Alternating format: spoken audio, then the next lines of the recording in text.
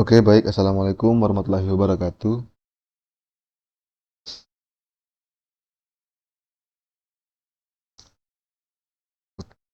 Oke, Assalamualaikum warahmatullahi wabarakatuh. Perkenalkan, nama saya Audi Firmansyah dengan NIM 22650033. Di sini saya akan mereview materi ketiga dari keamanan komputer.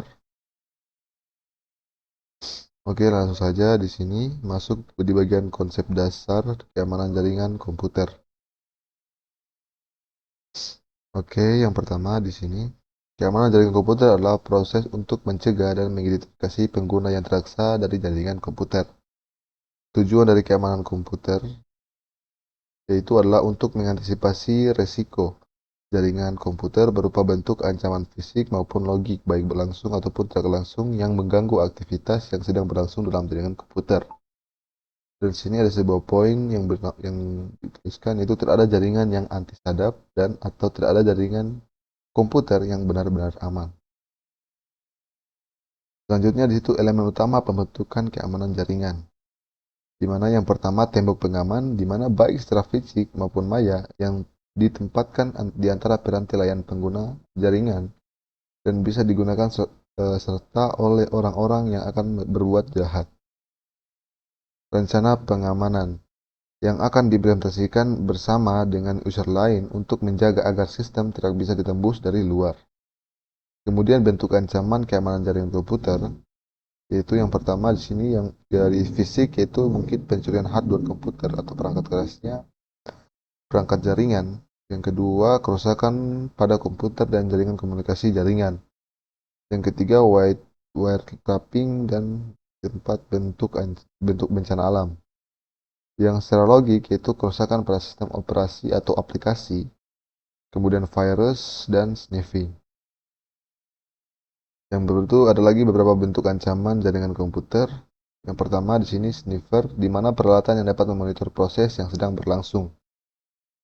Yang kedua, spoofing, di mana pengguna komputer untuk meniru, yaitu dengan cara menimpa identitas atau alamat IP. Yang kemudian yang ketiga di sini remote attack, segala bentuk serangan terhadap satu mesin di mana penyerangan tidak memiliki kendali terhadap mesin tersebut karena dilakukan dari jarak jauh di luar sistem jaringan atau media transmisi. Kemudian di sini bentuk ancaman komputer, itu hole, di sini kondisi dari software atau hardware yang bisa diakses oleh pemakai yang tidak memiliki otoritas atau meningkatnya tingkat pengaksesan tanpa melalui proses otorisasi. Yang kemudian sini pre-hacking berlaku menjadi sistem pengamanan telepon melemah. Dan yang terakhir itu hacker, itu orang yang secara diam-diam mempelajari sistem, biasanya suka dimengerti untuk kemudian mengelola dan men-share hasilnya yang dilakukannya. Hacker tidak merusak sistem. Kemudian yang terakhir di mana cracker, yaitu orang yang secara diam-diam mempelajari sistem dengan maksud jahat. Munculnya sifat dasar manusia yang selalu ingin membangun, salah satunya yaitu merusak. Dan di sini yaitu ciri-ciri seorang hackernya ya.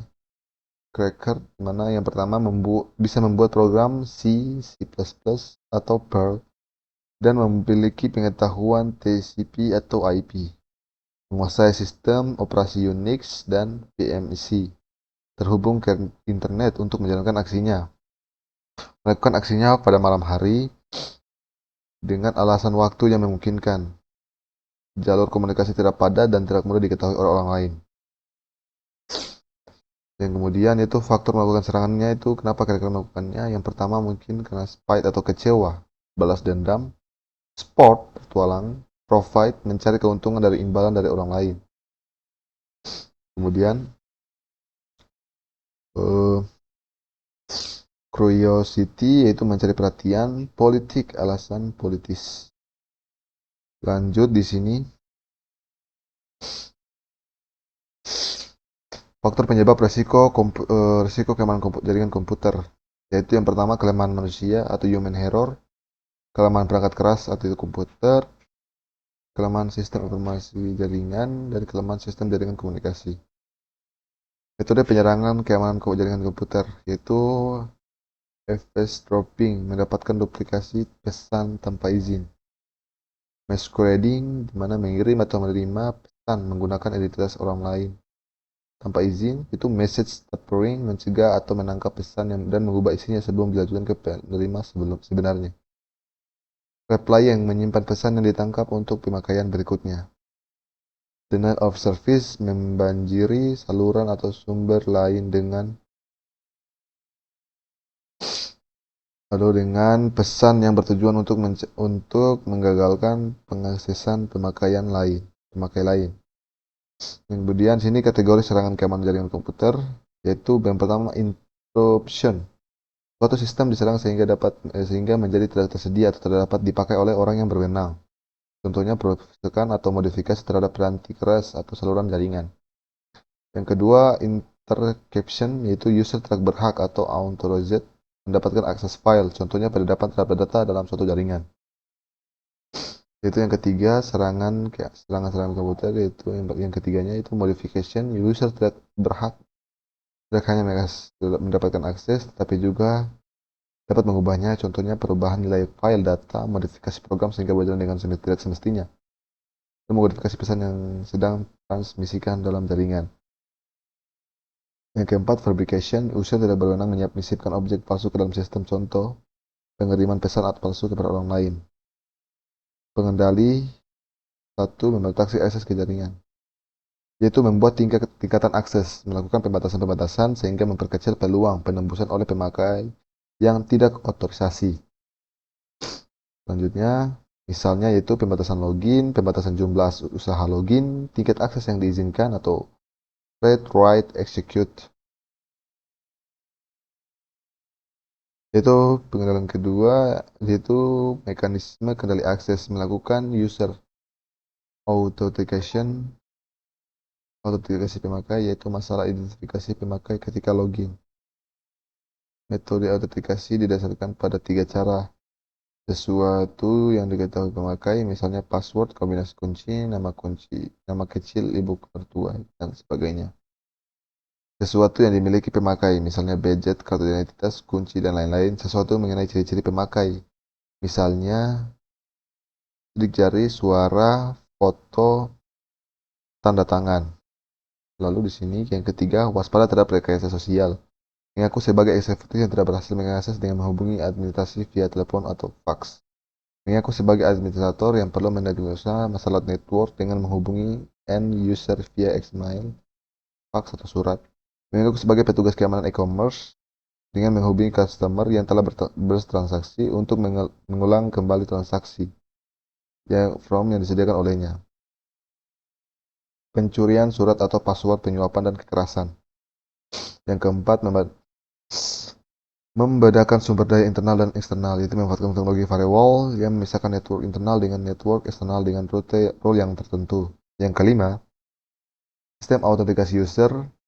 Sistem autentikasi user adalah proses penentuan identitas dari seseorang yang sebenarnya. Diperlukan untuk menjaga keutuhan, integriti, dan keamanan data. Upaya pengamanan proteksi password. Itu di mana di sini upaya untuk lebih mengamankan proteksi password antara lain itu salting, menambah string pendek ke string password yang diberikan pemakai sehingga mencapai panjang password tertentu. On time password atau OTP, user harus mengganti password secara teratur. User mendapatkan satu buku berisi daftar password setiap kali melakukan login. User menggunakan password berikutnya yang terdapat di daftar password. Kemudian tantangan tanggapan, challenge response. User diberi kebebasan memilih suatu algoritma, misalnya XG. Ketika user login, komputer menuliskan di layar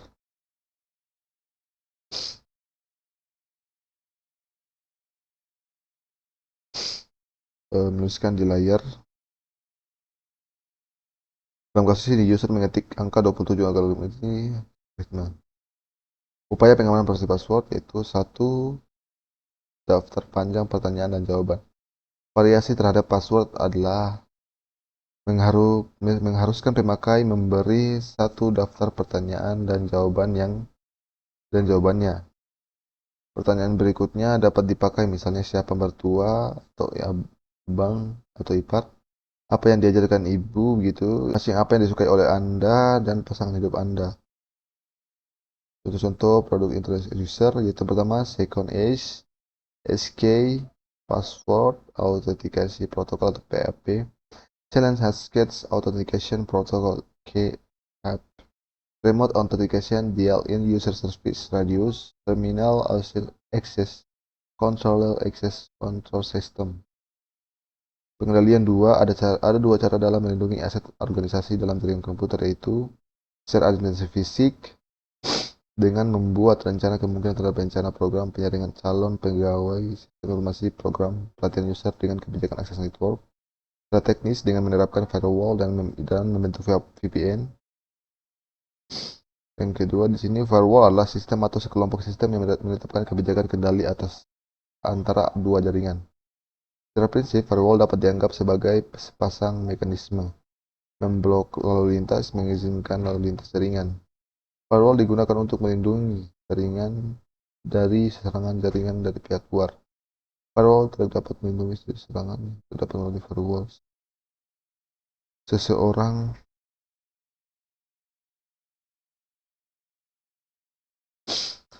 yang berada dalam jaringan Anda serta program-program yang Anda tuliskan dengan buruk. Konsep firewall keamanan jaringan komputer.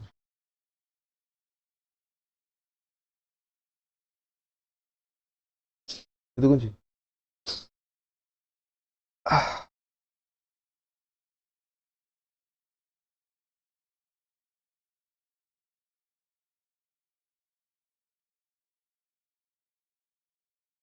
Konsep firewall keamanan jaringan komputer secara konseptual terdapat dua macam firewall, yaitu network level dan application level. Network level didasarkan pada keputusan mereka pada alamat sumber, alamat IP. Application level biasanya adalah host yang berjalan sebagai proxy server yang tidak mengizinkan lalu lintas antar jaringan dan melakukan logging atau auditing lalu lintas yang melaluinya. Host, suatu sistem komputer yang terhubung pada suatu network. Bastion host, sistem komputer yang harus memiliki tingkat sekuritas yang tinggi. Keamanan komputer. Packet filtering, akses dari suatu alat device untuk mengatur secara detektif alur data yang melintas suatu network dapat memperbolehkan suatu paket data melintas network tersebut sesuai dengan kebijaksanaan alur data yang digunakan. Security policy. Parameter network yaitu DMZ, demilitarized zone. Suatu network tambahan yang terdapat di antara network eksternal untuk menyediakan level tambahan sistem keamanan. Keuntungan firewall yaitu fokus dari segala suatu keputusan security untuk karena merupakan suatu titik dari tempat keluar masuknya trafik internet pada suatu jaringan. Dapat menerapkan suatu kebijaksanaan security agar semua service di internet aman digunakan, sehingga firewall berfungsi sebagai penjaga untuk mengawasi service-service mana yang terdapat digunakan untuk menuju dan meninggalkan suatu network. Dapat mencatat segala aktivitas yang berkaitan dengan alur data secara dapat digunakan untuk membatasi sumber daya informasi. Klasifikasi desain firewall yaitu packet filtering. Informasi yang digunakan untuk menyeleksi paket-paket tersebut yaitu IP address tujuan, protokol, TCP, UDP, dan MCP, ICMP, prot TCP atau UDP asal, prot TCP atau UDP tujuan. Yang di sini desainnya yaitu dari internet masuk ke jaringan lokal. Dan di sini contoh routing paket selektif yang dilakukan oleh screening router. Keuntungan dari packet filtering dan screening router yang bersifat transparan dan implementasi relatif lebih murah dibandingkan metode firewall lainnya. Kekurangan dari packet filtering yaitu screening router, tingkat keamanannya masih rendah, masih memungkinkan adanya API spoofing, tidak ada screening pada layar-layar di atas network layer. Application level gateway processing service. Proxy merupakan perantara antara internal network dan external network. Proxy service merupakan aplikasi spesifik atau program server yang dijalankan pada mesin firewall. Contohnya, lanjut di sini keuntungan dari sistem proxy, tingkat keamanan yang lebih baik daripada screening router, deteksi paket yang duluan saat sampai pada layar aplikasi. Kurangannya yaitu performanya lebih rendah daripada screening router karena menjadi penambahan header pada paket yang dikirim. aplikasi yang disupport oleh proxy ini terbatas. Sistem ini kekurangan transparan. Circuit level gateway. Circuit level merupakan sistem yang berdiri sendiri atau fungsi khusus yang bentuk dari TCP Application Level Gateway. TCP ini tidak mengizinkan koneksi TCP end-to-end atau langsung. Dan ini contohnya circuit level gateway-nya. Kemudian cara kerja circuit gateway yaitu pertama gateway akan mengatur kedua hubungan TCP tersebut. Yang satu di antaranya dirinya dengan TCP pada pengguna lokal init host, serta satu lagi antara dirinya dengan TCP pengguna luar outside host. Saat dua buah hubungan terlaksanakan, gateway akan menyalurkan TCP segmen dari satu hubungan ke hubungan lain tanpa memeriksa isinya. Fungsi pengamannya terletak pada penentuan hubungan yang diizinkan. Arsitektur dua home host. Home host dua Homet Gateway DHG. Sistem DHG menggunakan sebuah komputer dengan paling sedikit dua network interface. Interface pertama dihubungkan dengan jaringan internal yang lain dengan cepat. Dual Hobart host berfungsi sebagai bastion host front terdepan bagian terpenting dalam firewall. Dengan jaringan merupakan gambaran dari screen host firewall system dual bastion. Selanjutnya, screen host. Pada teknologi SHG, fungsi firewall dilakukan oleh sebuah scripting router oleh bastion dan bastion host. Router ini dikonfigurasi sedemikian sehingga akan menolak semua trafik kecuali yang bertujuan ke bastion host. Sedangkan pada trafik internal tidak dilakukan pembatasan. Selanjutnya, dengan cara ini, setiap client service pada jaringan internal menggunakan fasilitas komunikasi standar dengan internet tanpa melalui proxy. Dan ini gambar 5 screen host firewall system.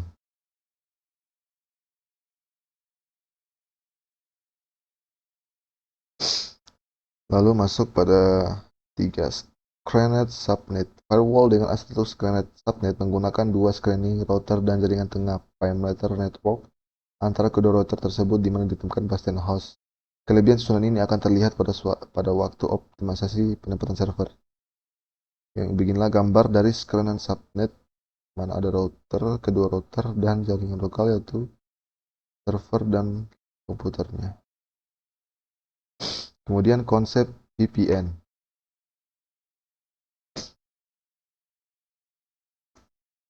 Virtual Private Network atau VPN atau jaringan pribadi maya sama dengan jaringan pribadi pada umumnya di mana satu jaringan komputer suatu lembaga atau perusahaan di suatu daerah atau negara terhubung dengan jaringan komputer dari satu grup perusahaan yang sama di daerah atau negara yang lain. Perbedaannya adalah pada media penghubung antar jaringan, yaitu pada VPN media penghubungannya masih memiliki perusahaan grup itu. Yang VPN media penghubungannya adalah jaringan publik. Cara membentuk VPN yaitu tunneling. VPN ini dibuat dengan satu tunnel atau lorong di dalam jaringan publik untuk menghubungkan antara jaringan yang satu dengan jaringan yang lain dari satu grup atau perusahaan yang ingin membangun VPN tersebut. Selalu komunikasi data antara jaringan pribadi Anda akan melakukan tunnel ini sehingga orang atau user dari jaringan publik yang tidak memiliki izin tidak akan mampu untuk menyadap, mengacak, atau mencuri data yang melintas di tunnel ini. Ada beberapa metode tunneling yang umum dipakai, di antaranya IPX to IP tunneling, PP to IP tunneling. Di mana di sini IPX atau tunneling yaitu biasanya digunakan pada jaringan VPN novel network. Dari dua jaringan net novel yang terpisah akan tetap dapat saling melakukan komunikasi data melalui jaringan publik internet melalui tunnel ini tanpa khawatir akan adanya gangguan pihak ketiga yang mengganggu atau mencuri data. Pada IPX to IP tunneling, paket data dengan protokol IPX standar protokol novel akan dibungkus encapsulated terlebih dahulu oleh protokol sehingga dapat melalui tunnel ini pada jaringan internet. PPP to IP tunneling sama halnya dengan PPP to IP tunneling, di mana PPP protokol di encapsulation protokol Beberapa vendor hardware router seperti Cisco, Shiva, by Network sudah menambahkan kemampuan VPN dengan teknologi tunneling pada hardware mereka. Firewall, IP heading atau mapping. Kemampuan ini mengakibatkan IP address dalam jaringan dipetakan atau ditranslasikan pakai suatu IP address baru. Dengan demikian, IP address dalam jaringan tidak akan dikenali internet. Privilege limitation. Kita dapat membatasi para user dalam jaringan sesuai dengan otorisasi yang diberikan kepadanya. Misalnya, user A hanya boleh mengakses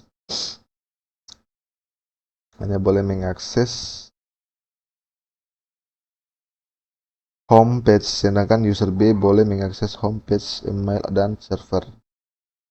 Outside elimination, di mana kita dapat membatasi para user dalam jaringan hanya untuk mengakses ke alamat-alamat tertentu di internet di luar dari jaringan kita. Kemudian inside elimination, kadang-kadang kita masih memperbolehkan orang lain untuk mengakses informasi yang tersedia dalam salah satu komputer, misalnya web server, itu dalam jaringan kita. Selain itu, tidak diperbolehkan atau memang sama sekali tidak diizinkan untuk mengakses seluruh komputer yang terhubung ke jaringan kita. Password atau encryption authentication, beberapa user di luar jaringan memang diizinkan untuk masuk ke jaringan kita untuk mengakses data dan sebagainya. Dengan terlebih dahulu harus masukkan password khusus yang sudah terenkripsi. Oke, mungkin itu saja yang bisa saya jelaskan. Bila ada kekurangan mohon dimaafkan. Wabillahi taufiq wal hidayah. Wassalamualaikum warahmatullahi wabarakatuh.